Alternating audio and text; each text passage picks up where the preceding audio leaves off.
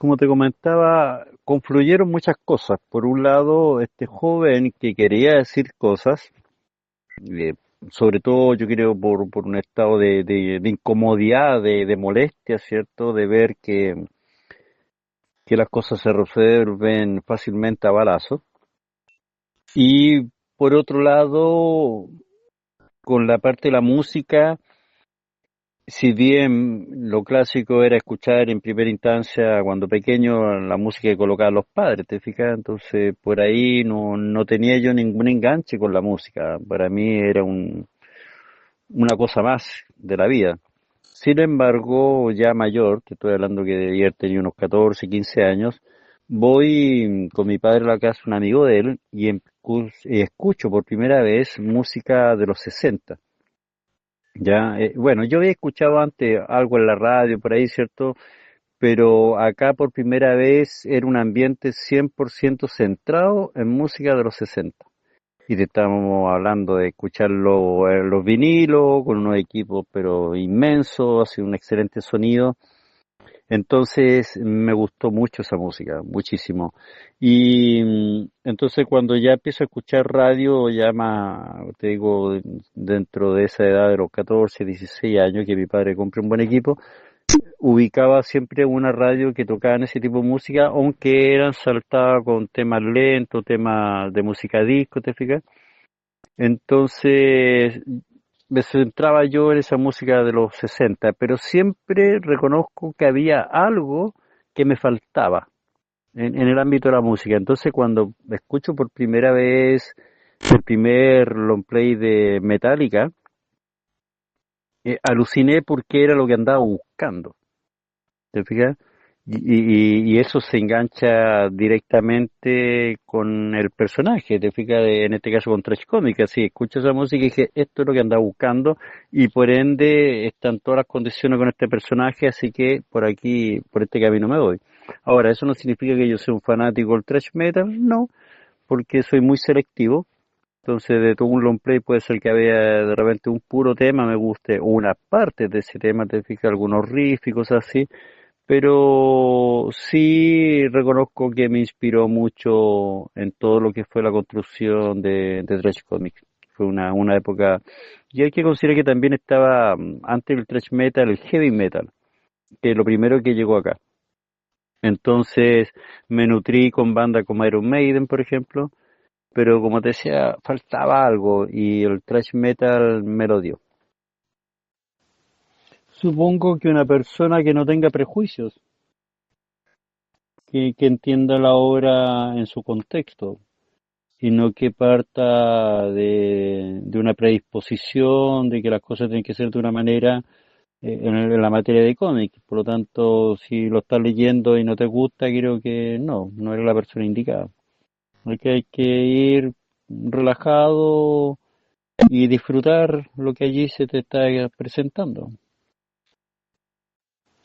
Bueno, lo primero era un dibujo caricaturesco. Eso te permite mayor expresividad de los personajes, ser todo mucho más extremado. Por lo mismo le puede agregar harta cinética, la misma onomatopeya, te fijas. La caricatura para mí era clave en ese sentido. Y después que la línea no fuera una línea dura, sino que fuera una línea más similar a una pluma, ya a un valor de utilizar una pluma, entonces, o un pincel. Entonces lo que yo hacía era trabajar con Rápido Graph, pero imitar el estilo de la pluma o del pincel, de más gruesa, más fina, dependiendo, ¿te fijas? Hay que considerar que yo estaba en pañales, ¿ya? Entonces busqué las maneras de ir acomodándome a todo. De hecho, yo pensaba que se trabajaba que la página de tamaño, si el original era un tamaño carta, se imprimía en carta. Nunca pude imaginar que se podía imprimir desde más grande o más pequeño de acuerdo al original. Entonces yo trabajaba según yo a formato. Pues claro, me voy enterando que no, porque hay un proceso fotográfico donde te pueden alterar el tamaño sin pérdida. Pero eso lo vine a aprender ya con el proceso de revista Bandido, por ese entonces. Y más allá, nada, nada, meter ciertos personajes de la vida social, digamos, como personajes de Star Wars o al mismo Robocop, o los Silones de la serie de Galáctica, ¿te fijas?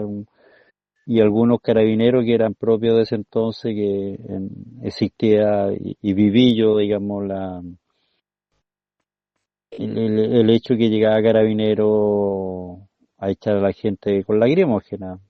Realmente era un escándalo, y había que arrancar y si no uno era atrapado y podía incluso recibir algún palo, pero por sobre todo humillación, porque lo que más hacían era molestarte por el pelo largo.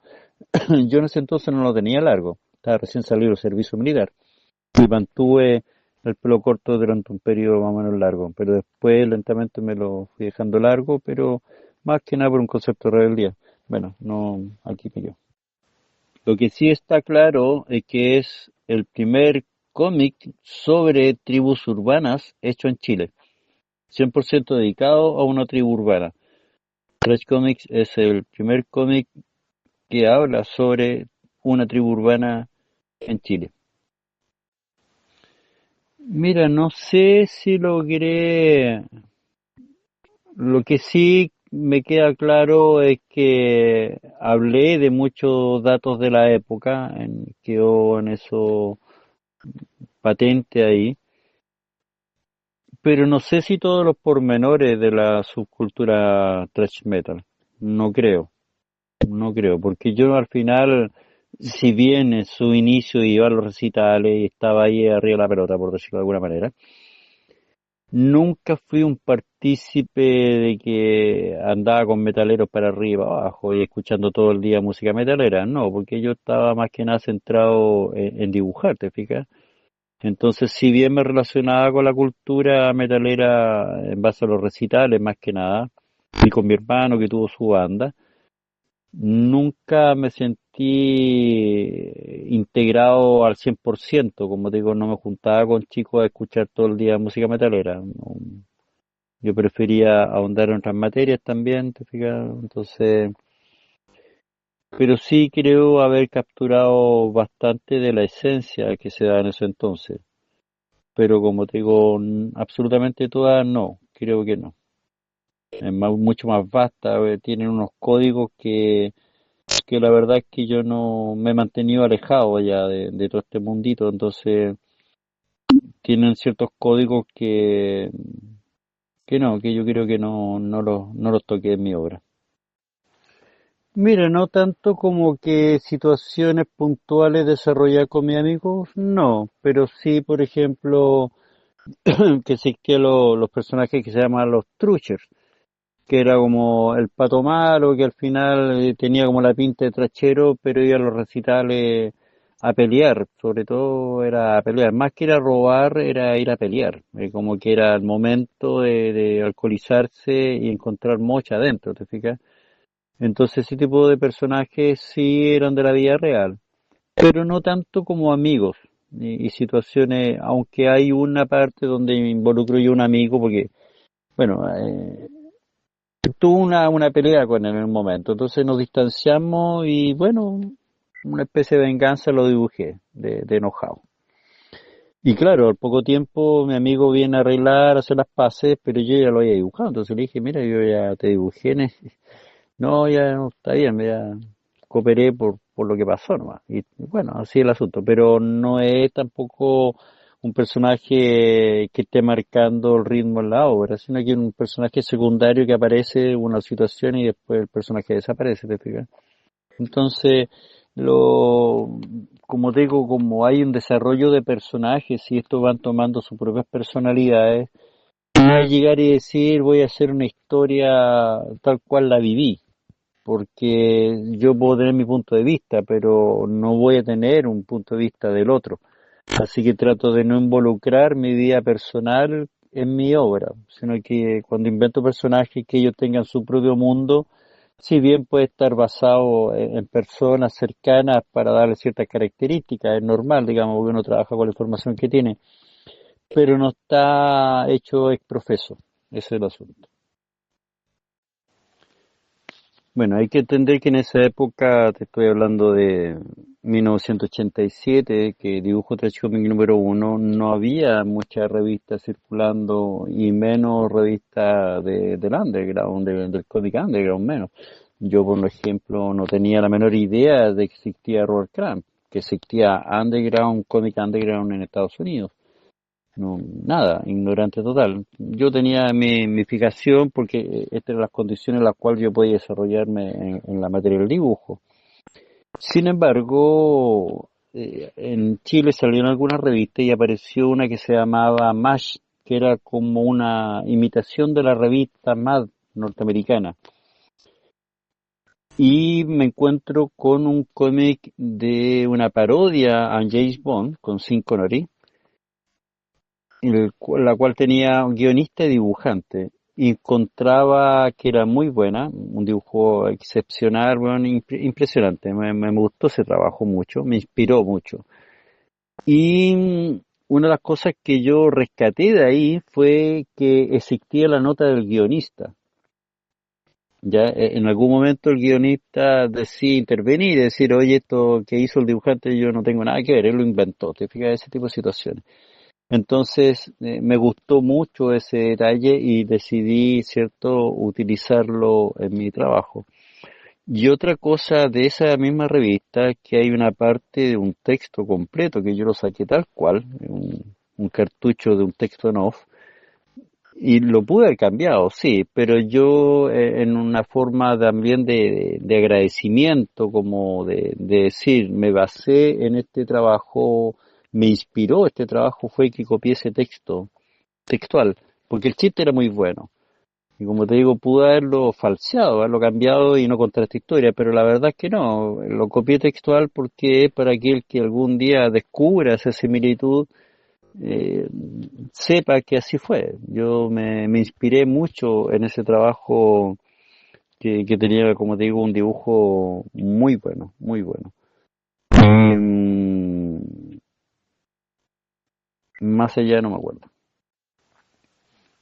No, fíjate, no, nada, al contrario, diría yo. Hice lo que quise. No, no, como te decía, como era experimental la etapa de Trash Comic, porque siempre tuve claro que era un mundo underground y que de generarse algo y aprender 100% de mí. No es igual a salir en una revista que va a kiosco donde ya hay otro responsable, digamos, de un proceso, porque hacerlo todo igual es cansador. Pero como era underground y esto era de mano en mano, fíjate, no, nunca me limité. Los tres cómics son libertad absoluta, nunca, no. Ni censura. Sí, yo sabía y me enteraba de a chicos que los pillaban leyendo la revista y la profesora se las quitaba y nunca se las devolvía. O mamás que pillaban a los chicos leyendo una narco o en este caso una trash comics y se las quemaban a la basura. ¿Te fijas? Eran incluso gente evangélica criticando que Trash Comic era una revista satánica, a ese nivel. Y me lo dijeron en la cara. Y yo, bueno, si quieres que te diga, conversando, pero igual lo daba vuelta en el sentido de que decía, oye, ¿de qué estamos hablando? Si, respeta que estoy aquí sentado en un tablero dibujando, ¿de qué estamos hablando? ¿Te fijas? Pero sí, hubo harta presión, pero nunca me afectó porque no era a nivel judicial, sino que era de lo que dijo fulanito, sutanito, y la verdad que en esos inicios me resbalaba todo, ya me resbalaba todo, porque si no puedes hacer nada, si estás esperando al que dirán y moverte de acuerdo a esos valores, no, acá la gracia estaba en que salí con algo inesperado, ¿te fijas? Y esa primera impresión no se supera rápido y en ese proceso de que no se supera rápido yo me puse a correr y logré sacar estos tres números.